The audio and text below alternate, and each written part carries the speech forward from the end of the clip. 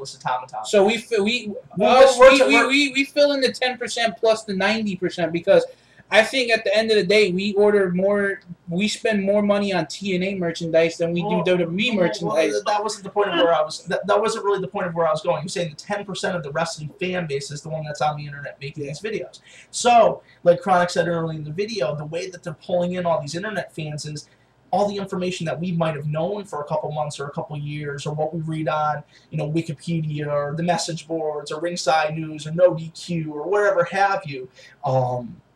Where we get from people that we know in the business, whatever have you, they're laying that information out a little bit more because they already know that the 10%ers know it. The ones that are going to be speculating this, that, and the other. And like Chronic said, they're hooking us in. What are they going to do next week? What pipe bomb, like you said, are they going to let off? Yes. I mean, they're doing a great job with this angle. They just need to continue it, and they need to let CM Punk just become edgier and edgier because if they tone him down at this point, he's just going to lose credibility. Guys, we'll be right back with part 2, so make sure you check that out. Next topic of this video will be the current situation on SmackDown concerning the two Sin Caras. The two Sin Caras will also cover Mark Henry, the new World Heavyweight Champion.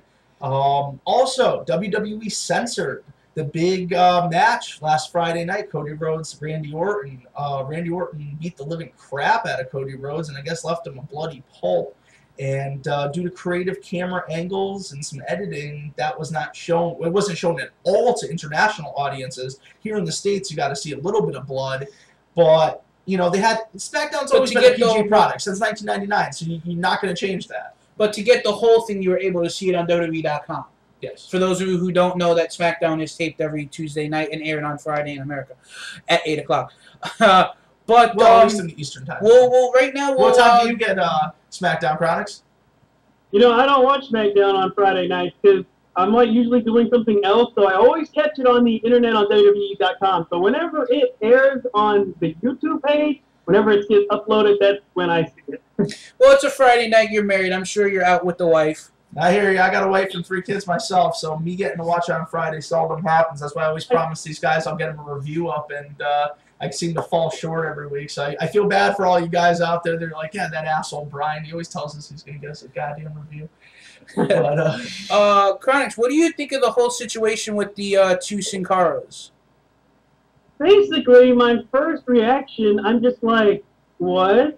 Because, okay, the first thing I think about when I hear Sin Cara versus Sin Cara, I think back to some of the horrible angles like Undertaker versus Undertaker, or, just like stupid crap like that. When I just don't know how this came to be. I mean, did they actually come up with this storyline because of the real life happenings between the original Sin Cara and then the original Sin Cara was gone, so they replaced them? And then I guess they made a storyline out of it? But if they made a storyline out of it, they would have had to been thinking about the wrestling fans, because if there wasn't the wrestling fans on the internet I'm talking about anyway, the internet fans like us, if there wasn't these people, no one would even know that there was another Sin Cara. Well, think back. The reason that they're in the predicament that they're in right now with the two different Sin Caras is back at Money in the Bank. I think it was the weekend before Money in the Bank.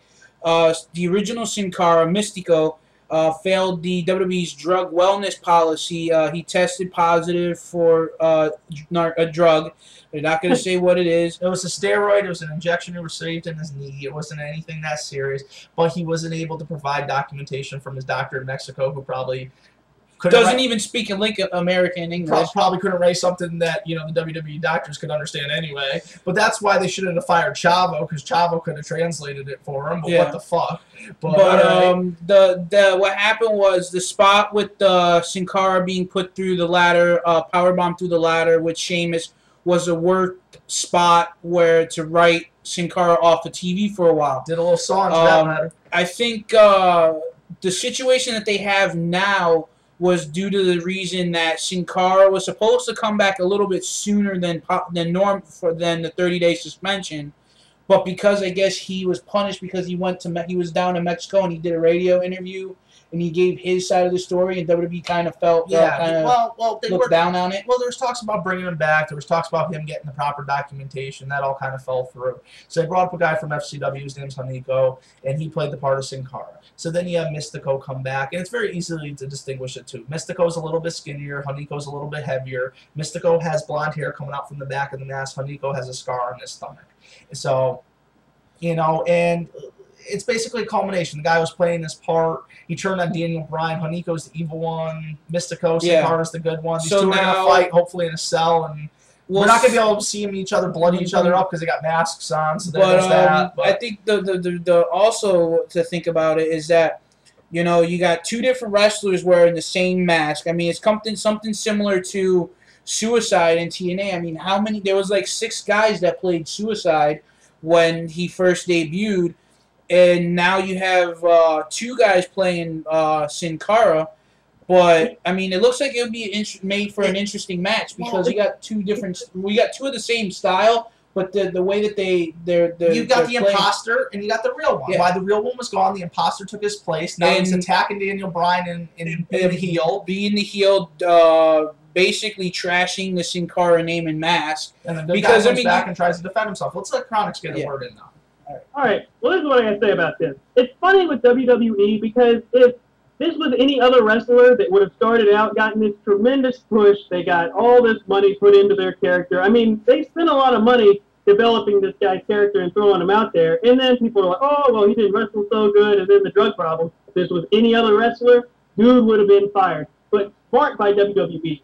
Smart by WWE because they put a mask on him.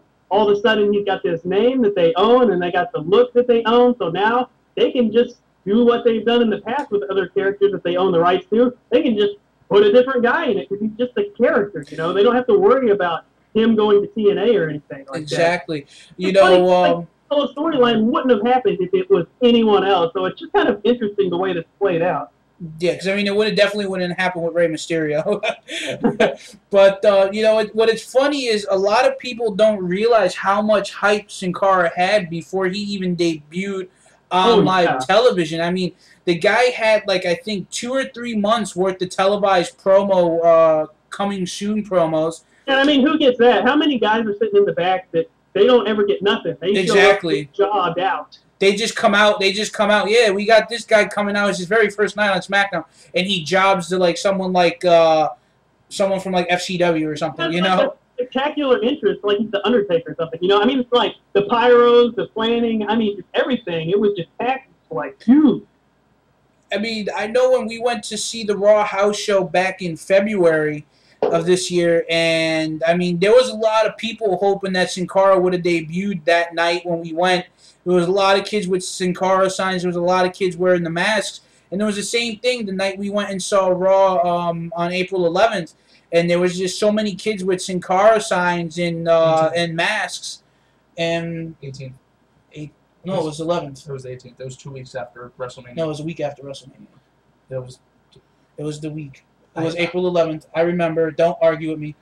I know it was April 11th. I wasn't there, but I know. You sure? I believe you, JC. Yeah, because that was the night Edge announced his retirement in Bridgeport. It was April 11th.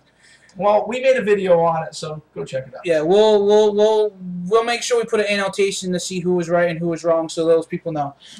Hey, once a year at 9 o'clock at night on a Sunday, I can be wrong. It's okay. I admit it.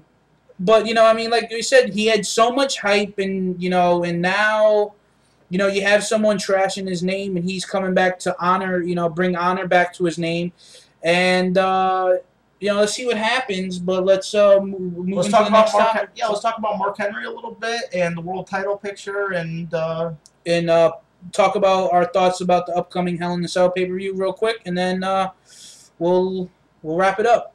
So we'll let Chronix lead into this one. Yeah. Chronix, what's your opinion on the Mark Henry being World Heavyweight Champion? World Heavyweight Champion.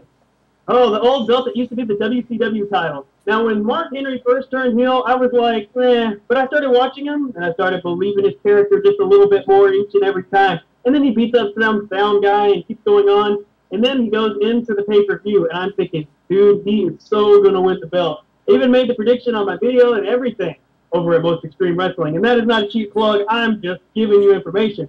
But goes into the match, and he wins the title. And honestly, I got to say, good for WWE